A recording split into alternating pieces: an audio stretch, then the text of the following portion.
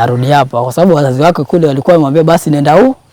Nenda huko. Kwa hiyo alikuwa amechizika na mjengo ama ilikuwaje mwanangu? Alikuwa amechizika na mjengo na mimi mwenyewe pia basi kwa malisi. Baba. Kwa wengi. Kwa wengi. Kwa malisi hapa vyudo. Hata kupita hiyo vyudo mwenyewe. Yaani basi uko na waspa wewe. Ndio hivyo. Kichele kiasi uko sawa. Niko sawa, malizi hapa. Kazi gani kwani bro? Hebu tupande kwa juu tuonyeshe. Tupande tupige story zaidi tukiendelea.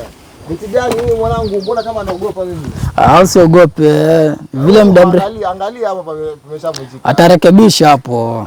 Kwa sababu nilichukua muda mrefu hapo sijarekebisha, lakini nitarekebisha. Mwanangu huku mzee.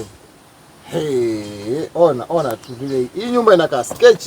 Kweli kabisa, yani inakaa strong ukitoka ukiwa kule, lakini hapa hapa hapajaanguka mtu hapa. Hapa hajaanguka mtu. Usiku hapa unashukaje hapa? Mimi nashuka kwa sababu nimezoea. Umezoea? Nimezoea. Hapa rahisi kuanguka hapa mwanangu. Hawezi anguka hapa. Kweli.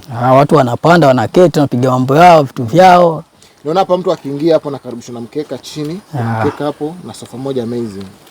Hapa ndo mzee anakaa hapa akiwa ametulia akiwa anajifikiria, si ndio? Kama nilikalie ile sofa hapa nione views. Mandhari ndo hayo hapo. Unaona ukiwa umekaa hapa, unaangalia mbele, unaangalia unaona kabisa dunia inapokwenda.